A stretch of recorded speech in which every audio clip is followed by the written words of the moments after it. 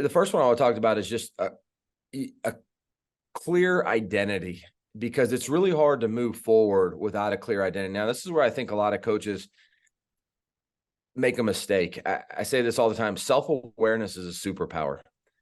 And I can't tell you how many coaches I come across that don't have self-awareness. They're unaware of how their message is received by players. They give the message, I'm the coach, there you go. But what really matters is how they receive it.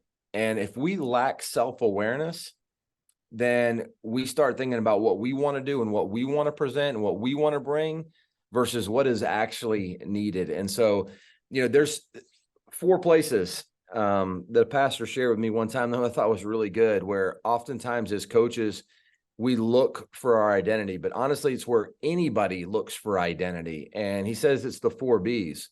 And this might, be a little bit heavy, but if you just pause and think about this for a second, all of us probably lean one of these directions, that we're looking for our identity in one of these 4 B's: the bedroom, the boardroom, the billfold, or the ball field. For whatever that could be, the mats for somebody, the basketball gym for me. But I'll say those again: the bedroom, the boardroom, the billfold, or the ball field. And we find our identity in one of those places. And honestly, a lot of times it directly relates to how we lead our life. And I think it's important to be highly self-aware on what is driving you. Can you get beyond these 4 things? Or is there one thing of those 4 B's that eats at you, that you're looking to? Boardroom is equal to power. The billfold is equal to money. You get the point in all those, but where do you find your value? Because where you source your coaching from is going to be a lot to do with where you source your value from and your identity. And so I think it's hard to move forward and to lead others to learn, to know, to love Christ until you've done deep work on yourself.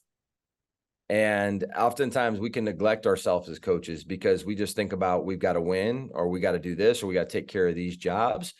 But I would encourage all of you to get a clear identity, and it requires work on yourself, constant work on yourself. I mean, for one example for me is I want to make a huge impact in my players' lives, and I want them to know how loved they are.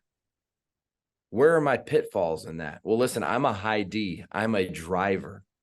I can easily walk into practice like I did early in my career and not worry about anything else but what has to get done for us to be a better team.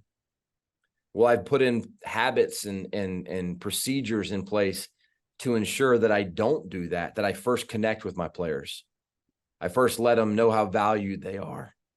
I ask them questions about their life. I connect with everybody before we start correcting. Connect before you correct. You've probably heard that before.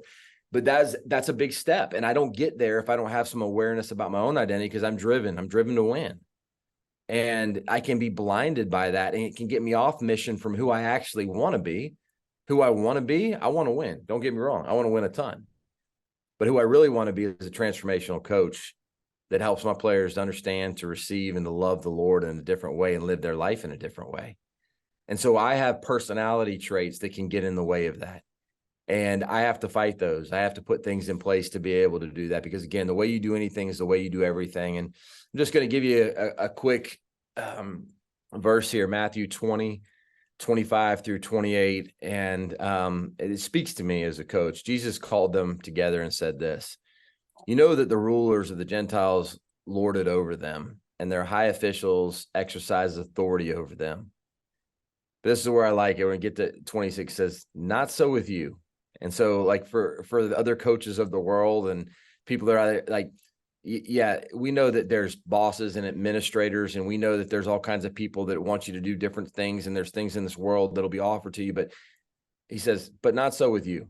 Instead, whoever wants to become great among you must be your servant, and whoever wants to be first must be your slave.